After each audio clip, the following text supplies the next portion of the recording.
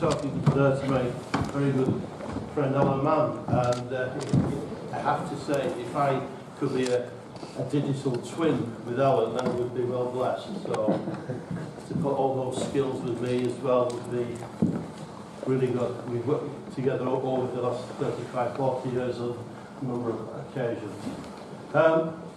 It's interesting what we've been talking about today, because few people have actually started to bring it together, and Alan did very well on that, and he was actually explaining about not one organisation can deliver it all.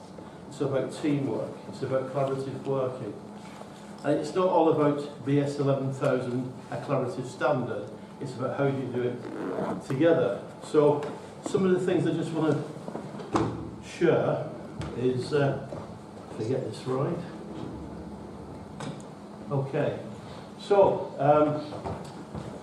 when I was 13, I was at a secondary modern school.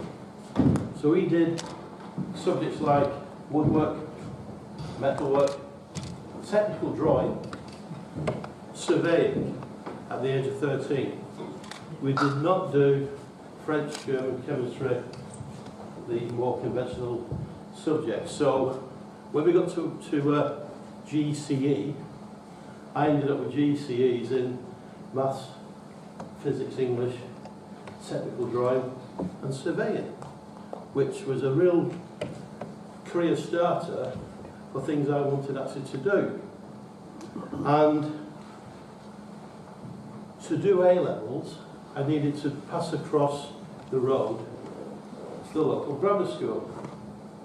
And I was going to do A-levels there, and started the first year, great stuff. So I got myself a job in the summer, building contractor, who actually said, if you've got the ability to draw, survey, come and work with us during the summer. So I did. And they said, if you want to come and work with us, we'll put you through college. We'll take you a traditional route of 40 years ago, which was ONC, HNC that way, and I thought that was not a bad idea. So I went back and I said to the headmaster at the grammar school, I said, I've been offered this job. And he said, well, I have to say, you're not an academic, but you probably will make a good engineer. Now that, if you think back to when I was 16, and I'm now nearly 64, that's where the mentality of that picture was. We do not do construction, we don't do engineering in schools. So all that was STEM work that I heard about earlier, that's where the schools were. So I left school and I went to join this company, and they put me through ONC, I can have some certificates at Wigan Technical College, and then I saw the light and the opportunity to go and do a degree. So I went to what was then called Bolton Institute of Technology, now the University of Bolton, and the rest is history. So graduated there in '76. But the realisation of being an engineer was not what he had in mind. They didn't understand it in the schools back then. For me, they didn't. You might know differently. But that's where they were in thinking, you're not an academic to be an engineer. So I think we put that one right on me, Alan, numerous times. So the mix of this presentation comes very much with a strong institution of civil engineers background, but I'm going to show you some of the things that we do in constructing excellence, in nuclear institute, because my background for 40 years has been nuclear. I'm going to show you some clips about people from different engineering and project management walks of life. I've actually got the act right together. So, let's see where we go. This slide shows the national membership as of October 2014. Right. I pitched the slide off Don Ward, who was the chief exec, and I told him I can't work with the voice. He said, I can't take it off. So, but all those organisations that were actually key organisations, of all the member organisations of where you might want to work in your life. So taking some of those actually at the next level, ICE is up there as a key member within Construct, in Excellence, and all the government departments, and the route towards my world, which is for decommissioning, is Nuclear Decommissioning Authority. So, in the world of major projects, we've heard about a little bit about the Olympics this morning. We've heard about Crossrail and HS2. My world has been very much in to nuclear. So nuclear right at this moment is about decommissioning all the legacy issues of the last 70 years for the Sellafield site and the Magnox sites around the UK. It's all about the new build that's coming around the corner with Hinkley, with Wilfer and Horizon, and what's going to happen in West Cumbria with NewGen. So that's a little bit more about us. So what I wanted to do was actually just take you through a piece of work that was done in the 80s. It was done on a video with clever technology. We've moved it to a clip. Please. The EP1 complex at Sellafield in Cumbria is one of the major civil engineering enterprises of the decade. The EP1 complex comprises the encapsulation plant, EP1, the product store, EPS1, and the services building, EPSB1. These three buildings have been designed and constructed to the uniquely rigorous quality standards required by British Nuclear Fuels and the Nuclear Installations Inspectorate, which exemplify the attention given to safety in the UK nuclear industry. The facility receives shielded flasks containing intermediate level nuclear waste via the Sellafield rail network. The waste is tipped into an encapsulation drum within the cave. Under an inert atmosphere, the drum is filled with a cementitious grout before being transported to stations for capping and decontamination. You might want to think about which the product is institutions packaged you've as heard about 4 drums today. into stainless steel spillages, each weighing 6 tonnes fully laden, and transferred through a tunnel to EPS1 for storage. The 75-metre long by 30-metre span by 25-metre high steel frame of the EP1 building has been designed to sustain the lateral forces from severe seismic action. Steelwork connections have been detailed to achieve ductility, thus absorbing seismic energy, and grades of steel were selected to ensure that brittle fractures prevented at extreme low environmental temperatures. The process cave has 1.6 metre thick walls and roof for biological shielding, with penetrations for lead glass windows and remotely operated manipulators. The cave structure is supported on piled foundations and is seismically isolated from the superstructure and internal floors by the utilization of pin joints incorporating sliding and rotational bearings. EPS1 consists of a reinforced concrete structure, 32 metres square by 22 metres high, housing a 2,000 tonnes stainless steel frame stillage support structure in which 12,500 drums can be stored. The charge hall superstructure at 22 metre level consists of portal frames spanning 46 metres over the store. The structure is carried on a 2.5 metre thick reinforced concrete raft foundation cast onto rock strata. EPSB1 is 49 metres by 28 metres and is 23 metres high, and consists of a structural steel framework supported on a reinforced concrete raft foundation. Soil structure interaction analyses were performed to study the modified seismic response due to the multi-layered sloping substrata. The entire design and construction of the facility has been set against the background of a formal statutory safety case requiring the implementation of comprehensive quality assurance for all aspects of the work. The facility was designed, constructed and commissioned to budget and program, and will become fully operational in 1990.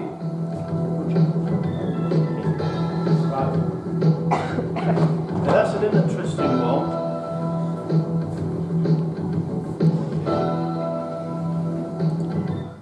Because the organisation that worked with me on the design of that got bought. They got bought by Scott Wilson, who got bought by URS, who got bought by Acon. So somewhere there's 200 people from the past with a strong, generally structural background embodied within Acon for their future. And I still see them all quite a lot today. It won an award. It won an award because of the way it had been delivered collaboratively by a team. But the words that you heard there were partly mine and actually partly Alemann's as well, because I ran it by him and he said, you can use some of my words from another job as well. So that's called teamwork.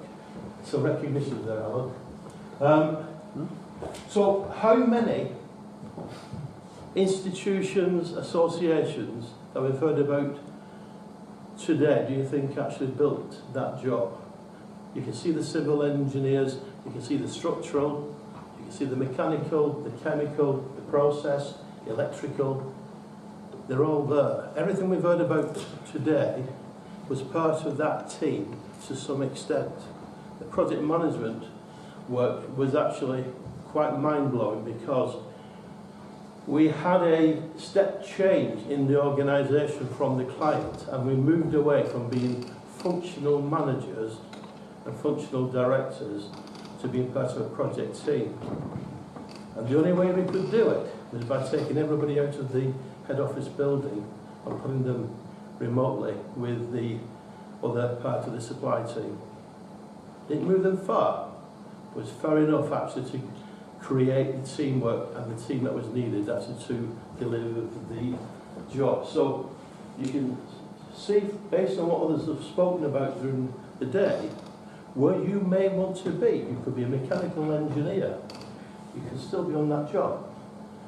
So it's not just functionally thinking about your future, you need to think about your sector as well. So if you want to work in nuclear, and I hope a lot of you do, because as Alan made the point earlier, the shortage of talented engineers and managers is amazing. The average age in the nuclear industry at the moment is 57. So how are we going to get the younger end, you guys, into this team for new build on what could be 4 stations, into the decommissioning that will take place over the next 20 years and beyond, into working out a disposal route on where we're going to put the waste, which could take 100 years. So there's a lot to think about with getting the people from this room into the organisations that want to do this kind of work. If you want to be into construction, it is a great career. It's on the up, everything's moving in the right direction, and you can make your own mark on it like we did with jobs like that. And Alan will take you to exactly the same site and show you some of his work as well. Nobody's saying you're going to make lots of money, but you will actually get a rewarding career, and it'll be a step along the right direction. So, lots of websites you can go and look at. If this is what you want, if construction is where you want to be, go in that direction. Have a look at these websites. I believe that all the slides are going to be available anyway, so you don't worry too much about the making the note. Now, the government's got right behind all this because there is a strategy that takes us to 2025, and it's built around 5 main pillars: people, thinking smart, sustainability, growth and leadership. They are the big areas. The one I just want to take you down a little bit further is actually the people and the smart bit, because going towards digital is the direction we've got to go. Anybody heard of BIM? Good. Right. PLM? PLM, I thought I would have heard of this morning from railways and from aeronauticals, because it's product life cycle management. Yeah, and it is something that's in a similar fashion to BIM. It's 20 years advanced. It's so far down, the experience exists. So what we've been trying to do with some of the BIM stuff is actually do some comparisons with PLM and try and bring it together. We've had a number of workshops, funnily enough, with Construction Excellence, to actually try and make that happen. So that's on the agenda. Now, we've got something that's going to develop with the Nuclear Institute, and that's called the Digital Special Interest Group. The first meeting's next week. But we're actually taking the industry through a journey of digital engineering, digital construction, but most of all, digital operations. And that's the difficult one to actually pull off, because the biggest issue you get with BIM is if you don't have a client who knows what they want, you can do all the modelling you like, you will not get what you want at the end of the day, and the client will say, well, that's not what I'm after. But did you define it in the asset information requirements? Have you shown what you really want? And the answer is probably not.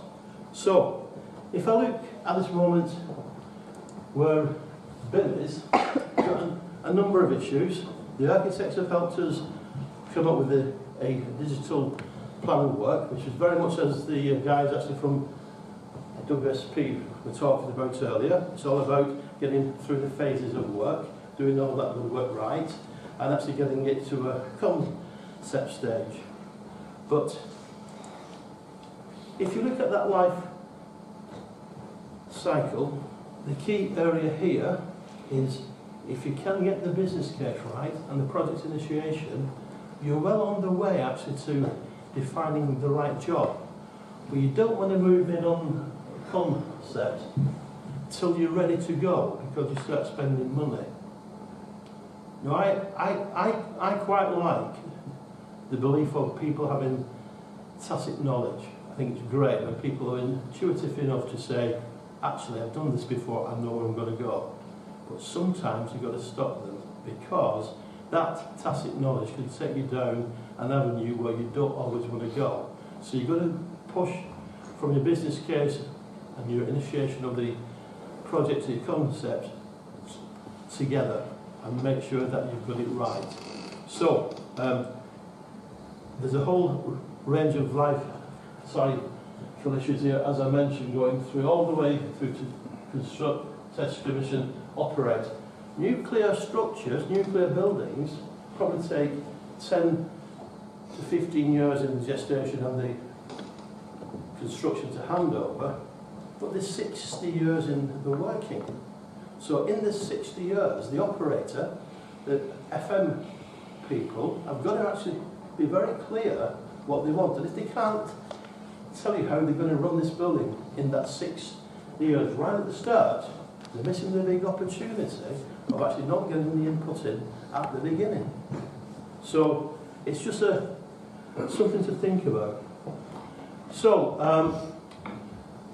we heard about Innovate UK this morning, and Innovate UK have become my best friends, because we actually organised 2 BIM and nuclear workshops with Innovate UK last year. And we brought the industry together, we brought people from other walks of life to actually get the best knowledge that we could together. So 2 events, one in Warrington as you would expect, and one in Bristol. So we captured about 300 people, all the free events. Nobody got paid any money, and it didn't cost anybody anything. Innovate UK did that, and that's what they're really good at, is actually making that start right. And the interesting thing is we're now moving actually away from BIM to digital, because what's in the longer term government perception is digital built Britain, which will encompass BIM level 3. So we're moving towards a digital world here. And CHAIN17, that's the knowledge transfer networks, together with the Innovate UK, are going to take ownership of digital built Britain. So for me, it's a great association actually to be with. We had people who helped us at these through panels. We had an educational panel with class of your own. We brought in 25 youngsters actually from Warrington UTC, and they loved it. Bridgewater College and the universities, as I've mentioned, all took part and all actually had their say in what they thought about BIM and digital in the nuclear industry.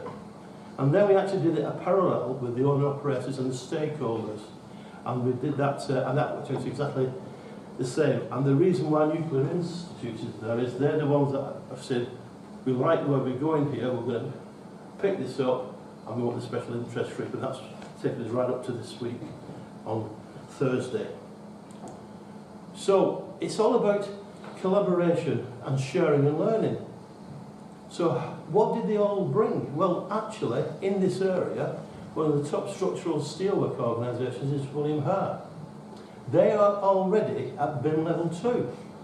And they did the walkie-talkie in London, a huge commercial development, and they actually can transfer their skills directly to the nuclear industry. It's fantastic. And then we had architects, and then we had Costain doing exactly the same for the water industry, and then the PLM stuff, as I mentioned, from the aircraft industry, and some work on robotics. And then each of the areas within the nuclear industry, from Sellafield, RWM, which is the radioactive waste management, so about disposal, National Nuclear Lab, and Waldeck Engineering, who was a specialist digital provider. So it's all dependent how do you make that simple move from the project management triangle of scope, programme and cost. Well, unless you get early contractor involvement, you never get the scope and the programme working together. The cost can come along. But without the input from your owner, operator, you're struggling. But what you do get, if all that goes together, you get something where your organisational requirements, your asset requirements, and your employee information requirements aligns with scope, programme and cost, 3D, 4D, 5D BIM. So it actually gives you some good joined up thinking. So I wanted just to walk the talk on that a little bit with you to share how some of these technologies, some of these interesting ways of working are actually being done. And we've heard today already about a lot of the institutions and what they do. Around there, for instance, we now have people like the APM who actually bring that project management angle together. And one of the things that they've done, they've just got Royal Charter. So how good is that? I mean, Dan's explanation of an institute and an institution and an association, they're all really well explained, Danny. I mean, I've never quite thought of it like that. But everybody's got their role to play. But you can get professionally qualified in many ways. Institutions, engineering institutions, project management, and the one that plays right back at me, Dan, was the Institute. And I'm thinking, that's great, because the Nuclear Institute, which actually came along with us out there, they've got a certain angle where they're not thinking nuclear, they're thinking about the specialisms for the industry. So it is a bit like a subject matter expert issue. Yeah?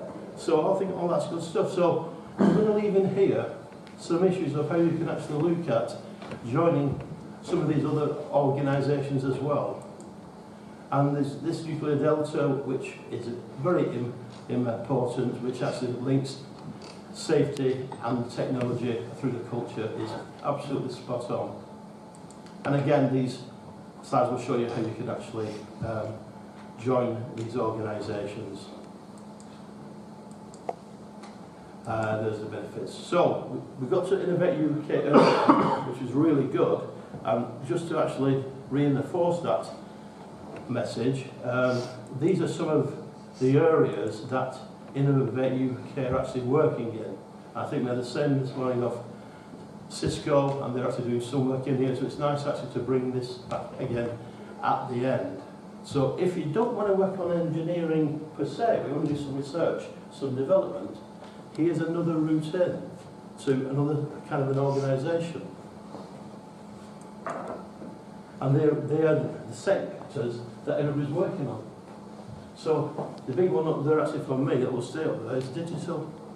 It's where we are in nuclear, it's where we are in everything that we're doing right at this moment. The digital built Britain is actually where we want to be.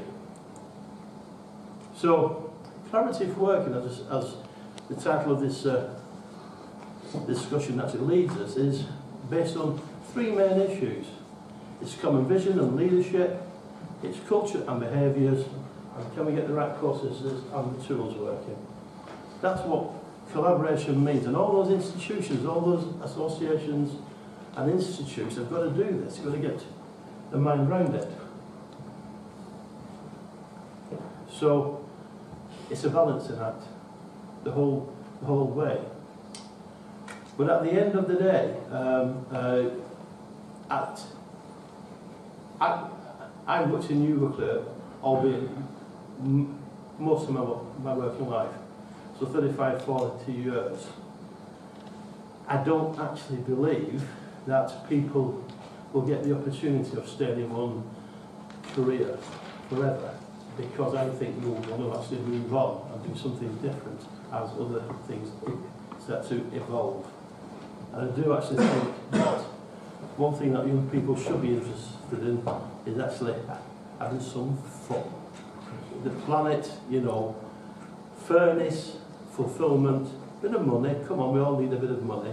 But as I said, a career with one company is not a priority. You've got to get your minds around what you want to do and when you want to do it. Whole life cycle planning of the individual is for you actually to do, especially when you get to the stage where you might want to get married and have a family. So you've got to put all those things in together. So I'm giving you quite a bit here actually from the heart, because that's where it is, but it's actually from the heart to you, because I think it's something you've got to think about in your longer term. From an ICE point of view, I think we're a fantastic institution. We're 200 years old this year. We're the same age as the Leeds-Liverpool Canal. Leeds-Liverpool Canal, by the way, was part of the first Northern Powerhouse. Definitely. Must be. Transport route, the whole lot. So we're looking in ICE to actually get the top projects, top people from over the last 200 years to actually try and work out some order of what is kind of going on. And I just put my hand up the other night and I just said, called it all. The very first world's first nuclear power station to put energy in the grid. 1957, 58-ish. Brilliant. Perfect. Leeds-Liverpool Canal. Blackpool Tower. This region is blessed with so many good projects around to do that. And we're well blessed on our committees. I actually sit on Manchester committee with ICE. Manchester is only one of 5 within this region. We have Cumbria, Lancashire, Merseyside, Cheshire and Manchester, all made up by ICE Northwest. Plus we have all our special interest groups, geotechnics sit with us, we have the graduates and students, we have diversity with Kathleen and co. So we know what's going on out there, because actually it's our younger members are telling us what's going on. I am probably the oldest member on that group, Kathleen, yeah, by about a double. Because but the proactiveness that comes out of the age group from 25 to 35 in that group is fantastic. So we cannot actually wish for anything else other than to say that the institution is in good hands going forward. And I would say the same about Isgar, because we've been there for a long time, you know. So there you go, guys. I mean, oh, that's totally from the heart, and I hope that was okay. I hope you enjoyed my show. Thank you very much.